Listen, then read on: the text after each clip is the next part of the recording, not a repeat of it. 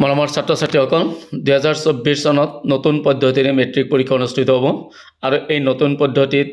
English general mathematics general science আৰু social science এই চাৰিটা বিষয়ত OMR sheet থাকিব আৰু সেই OMR sheet বিলাক কেনেকৈ আমি ফিল আপ কৰিব লাগিব ইতিমধ্যে তোমালোকে যদিও গুণোৎসৱত OMR sheet পাইছা কিন্তু এই বছৰ সেৱাৰ পৰা যেটো OMR ৰ স্যাম্পল দিছে সেই স্যাম্পল আৰু গুণোৎসৱৰ OMR sheetৰ লগত যথেষ্ট প্ৰভেদ আছে বা পাৰ্থক্য আছে সেইকাৰণে বহুতো ছাত্ৰ ছাত্ৰীয়ে ইতিমধ্যে মোৰ কমেন্ট বক্সত লিখিছা যে স্যাৰ আপুনি বহুত ভিডিও বনাই আছে কিন্তু OMR sheet বিলাক কেনেকৈ ফিল আপ কৰিব লাগে বা আমি কি পদ্ধতিৰে বা কি নিয়মত আমি OMR sheet ফিল আপ কৰিম এই সম্পৰ্কত এটা ভিডিও যদি আপুনি বনায় বা আপলোড কৰে তেতিয়াহলে আমি যথেষ্ট সাকসেস হ'ম আৰু বহুত ইতিমধ্যে মোক ফোন কৰি কৈছা স্যাৰ OMR sheet কেনেকৈ আমি ফিল আপ কৰিম এই সম্পৰ্কে এটা ভিডিও আপুনি আপলোড কৰক সেইকাৰণে সেই ছাত্ৰ ছাত্ৰীসকলৰ কাৰণে OMR sheet কি নিৰ্দেশনাত আমি ফিল আপ কৰিম বা কি পদ্ধতিৰে আমি ফিল আপ কৰিম সেই সম্পৰ্কে সেৱাৰ দ্বাৰা প্ৰচাৰিত OMR স্যাম্পল যিখন সেই স্যাম্পল মই তোমালোকৰ লগত আলোচনা কৰি আছো যে কেনেকৈ তোমালোকে ফিল আপ কৰিবা এতিয়া যেতিয়া তোমালোকক ৰুম গাৰ্ড জনে OMR sheet হাতত দিব তেতিয়া তোমালোকে OMR sheet পঢ়িবা ঠিক এনেধৰণে পাবা যে board of secondary education Assam OMR answer sheet high school living certificate examination 2024 ইয়াতে তোমাৰ থাকিব সাবজেক্ট কোড থাকিব তোমালোকে নিশ্চিতভাৱে এডমিট কাৰ্ডত পাবা চাৰিটা সাবজেক্টৰ চাৰিটা কোড থাকিব তাৰ আমি ইংৰাজীত বা ইংলিছৰ কোড থাকিব C1 তাৰপিছত জেনেৰেল ম্যাথমেটিক্সৰ কোড থাকিব C2 তাৰপিছত জেনেৰেল সায়েন্সৰ কোড থাকিব C3 আৰু সোশ্যাল সায়েন্সৰ কোড থাকিব C4 এতে আমি যদি ইংলিছত থাকে তেতিয়া আমি C1 দিবা আৰু সাবজেক্টৰ নাম লিখিবা যদি ম্যাথমেটিক্সৰ থাকে C2 জেনেৰেল ম্যাথমেটিক্স লিখিবা সায়েন্সৰ থাকিলে C3 জেনেৰেল সায়েন্স বুলি লিখিবা আৰু মই সোশ্যাল সায়েন্সৰ বিষয়ে আলোচনা কৰিম বা সোশ্যাল সায়েন্স মই শিকাও সেইকাৰণে ইয়াতে C4 সোশ্যাল সায়েন্স বুলি লিখিবা এতে ক্যান্ডিডেটৰ নামটো লিখিবা ক্যান্ডিডেটস নাম আছে তাত নাম লিখিবা ৰোলটো লিখিবা B24 আৰু যি থাকে সেইখিনি লিখিবা নাম্বাৰ যিমান ৰোল নম্বৰ থাকে সেইখিনি লিখিবা ৰেজিষ্ট্ৰেচন নাম্বাৰ ক্লাস 9 ত তোমালোকে যেতিয়া ৰেজিষ্ট্ৰেচন ফিল আপ কৰিছা ৰেজিষ্ট্ৰেচন কাৰ্ড পাইছা সেই ৰেজিষ্ট্ৰেচন কাৰ্ডত যিটো নম্বৰ আছে সেই নম্বৰটো লিখিবা এতিয়া কিছুমানে প্ৰশ্ন কৰিছে 22 কিয় আমি লিখিলো যে 2022 চনত তোমালোকে ক্লাস 9 ত আছিলা আৰু তেতিয়া ৰেজিষ্ট্ৰেচনটো তোমালোকে ফিল আপ কৰিছিলা আৰু সেইকাৰণে 2022 ইয়াতে তোমাৰ সংখ্যাবত 22 দিছে সেন্টাৰ নেম যিখন সেন্টাৰত তোমালোকে পৰীক্ষা দিবা সেইখন সেন্টাৰৰ নামটো ইয়াত লিখিবা ইয়াত যদি বিআৰ মেমৰিয়েল হাই স্কুল আছে কিন্তু তোমালোকৰ যিখন সেন্টাৰ স্কুল আছে সেই সেন্টাৰ স্কুলখনৰ নাম ইয়াতে দিবা এটা ফটো থাকিব তোমালোকৰ আৰু ফটোত তোমালোকে যি সিগনেচাৰ কৰিছিল স্ক্যান কৰা সহিটো থাকিব এতিয়া এনেকুৱা চাবা আমাৰ MCQ যেতিয়া আমি ফিল আপ কৰিম তেতিয়া 1 or A B C D এনেকুৱা চাৰিটা অপচন থাকিব 2 ৰ এনেকুৱা চাৰিটা অপচন থাকিব এতিয়া আমি যে do not right above this line এই যে আস্তানাখিনি আছে এই আস্তানাখিনিৰ ওপৰত তোমালোকে লিখিব নোৱাৰিব অৰ্থাৎ do not right above this line এই কাটচিন দুটা কাটচিন আছে এই কাটচিনৰ ওপৰত তোমালোকে একো লিখিব নোৱাৰা এতে কি ইনস্ট্ৰাকশন আছে তোমালোকৰ যে আৰু তলত চাবা I have verified the candidates details full signature of the invigilators with date ইয়াতে তোমাৰ যিজন ৰুম গাৰ্ড থাকিব সেই ৰুম গাৰ্ড জনে ইয়াতে সহি কৰিব ফুল সিগনেচাৰ ফুল নাম লিখিব উইথ তাৰমানে তাৰিখ হৈতে আৰু full signature of the candidate with date আৰু তোমালোকৰ নামটো ইয়াত লিখিবা আৰু তাৰিখটো দি দিবা এই বক্সৰ ভিতৰত এতিয়া দ্বিতীয় যেটো পৃষ্ঠা আছে board of secondary education Assam OMR answer sheet high school living certificate examination 2024 attention তোমালোকে মনোযোগ দিবলৈ কৈছে এইখিনিত যে before proceeding candidate must ensure that she has received the correct OMR sheet having her name and roll number as per the admit card তোমালোকৰ admit কাৰ্ডত যেটো roll number বা ৰোল আৰু নম্বৰ পাবা সেইখিনি তোমালোকে কাৰেক্ট কৰি লিখিবা read the instruction given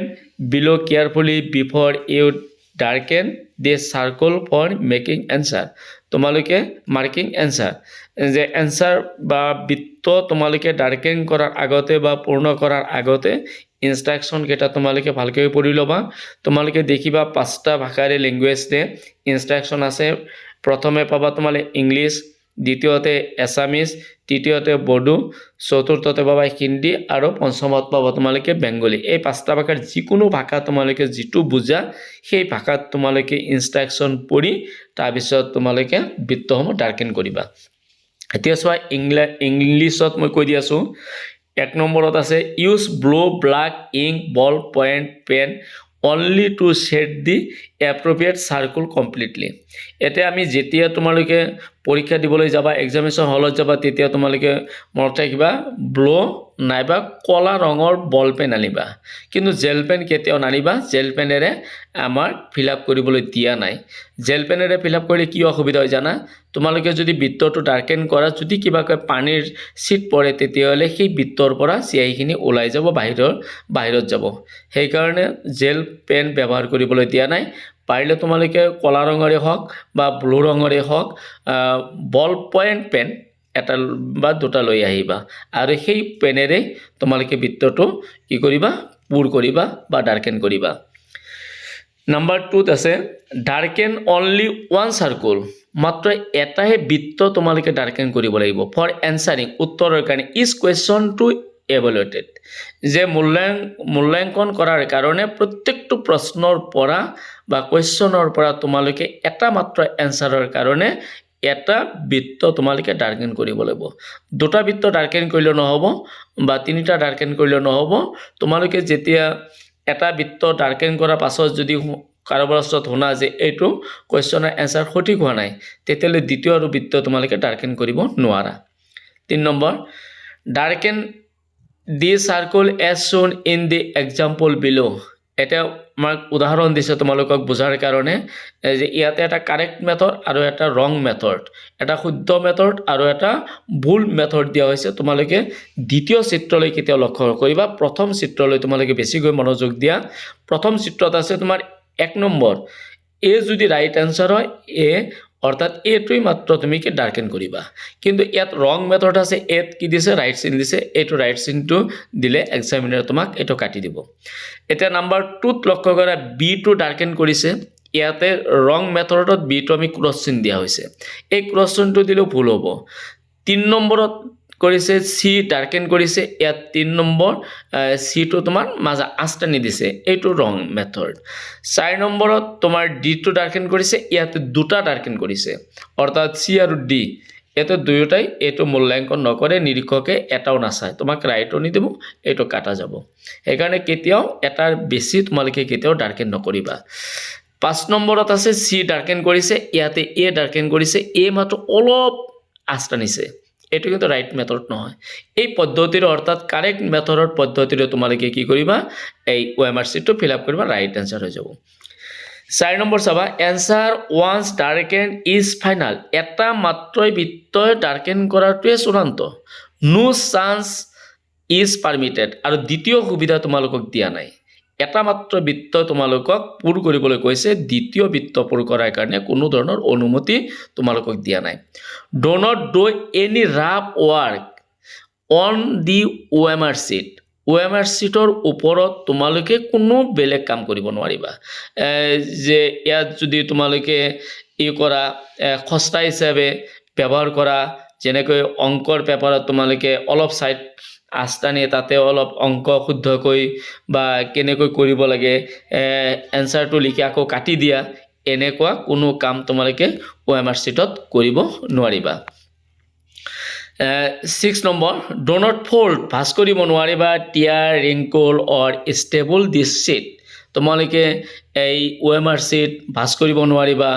বা আচুৰ দিব নোৱাৰিবা ছিঙিব নোৱাৰিবা নাইবা ইয়াত কোনো স্টেবলৰে পিন মাৰিব নোৱাৰিবা একেটাৰ পৰা তোমালোকে সাৱধান হ'বা কেতিয়াও চাবা ভাঁজ নকৰিবা তাৰপিছত তোমালোকে নিছিঙিবা আচুৰ নিদিবা আৰু পিন মাৰাৰ কাৰণে তোমালোকে কেতিয়াও চেষ্টা নকৰিবা একেটা যদি কৰা সব ৰং মেথড হৈ যাব 7 number answer darknet in more than one circle for a particular question shall not be evaluated. তোমালোকৰ প্ৰতিটো প্ৰশ্নৰ বিপৰীতে এটাকৈ বৃত্তহে তোমালোকক কলা কৰিলে সেই প্ৰশ্নৰ মূল্যায়ন কৰা হ'ব যে প্ৰত্যেকটো প্ৰশ্নৰ কাৰণে মাত্ৰ এটা বৃত্তহে তোমালোকে ডাৰ্কেন কৰিব লাগিব আৰু এটাতকৈ যদি বৃত্ত বেছি ডাৰ্কেন কৰা তেতিয়া হলে সেই প্ৰশ্নটো তোমালোকৰ কাৰণে শুদ্ধ নহব অৰ্থাৎ তেতিয়া নিৰীক্ষকে সেই কোৱেশ্চনটো কাটি দিব সেইকাৰণে আমি এটা বৃত্তহে ডাৰ্কেন কৰা আমাৰ কাৰণে চূড়ান্ত বা ফাইনাল এনেকুৱা পদ্ধতিত যদি তোমালোকে ইংৰাজী বুজিবলৈ টান পোৱা এতিয়া সব অসমীয়া ধুনীয়াকৈ বুজাই দিছে বৃত্তবোৰ সম্পূৰ্ণকৈ কলা কৰিবলৈ কেৱল মাত্ৰ নীলা অথবা কলা ৰঙৰ বল পেন বা কলম ব্যৱহাৰ কৰিব লাগিব প্ৰতিটো প্ৰশ্নৰ উত্তৰত বিপৰীতে মাত্ৰ এটাকৈ বৃত্তহে কলা কৰিব লাগিব আৰু বৃত্তটো কলা কৰিলে মূল্যাঙ্কন কৰা হ'ব তলত দিয়া উদাহৰণ অনুসৰি বৃত্তবোৰ কলা কৰিব লাগিব উত্তৰ এবাৰ চূড়ান্ত হিচাপে কলা কৰি দিয়াৰ পাছত কোনো ধৰণৰ হালহলনি কৰিবলৈ দিয়া নহব কোনো ধৰণৰ খস্তা কাৰ্যৰ বাবে OMR পৃষ্ঠাটো ব্যৱহাৰ কৰিব নোৱাৰিব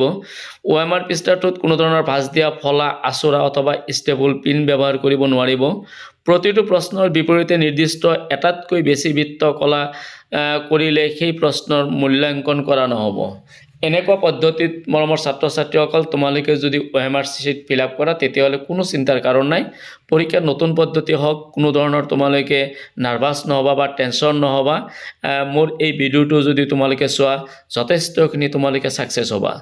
তোমালোকে এই ভিডিওটো বহুত চাবা আৰু তোমালোকৰ বন্ধু বান্ধৱী সকলে যাতে চাব পাৰে তাৰ কাৰণে বহুত বাৰ তোমালোকে এই ভিডিওটো শেয়াৰ কৰিবা আৰু এই ভিডিওটো যদি তোমালোকৰ মৰমৰ ছাত্ৰ ছাত্ৰীসকল ভাল লাগিছে তেতিয়াহলে লাইক কমেন্ট আৰু শেয়াৰ কৰিবা আৰু যিসকলে ইউটিউব চেনেলত চাবা যদি এতিয়ালৈকে মোৰ ইউটিউব চেনেল সাবস্ক্ৰাইব কৰা নাই তেতিয়াহলে কাকত থকা বেল আইকনটো বজাই ইউটিউব চেনেলটো সাবস্ক্ৰাইব কৰিবা আৰু নতুন নতুন এনেকুৱা মোটিভেশনাল ভিডিওবিলাক তোমালোকে চাই থাকিবা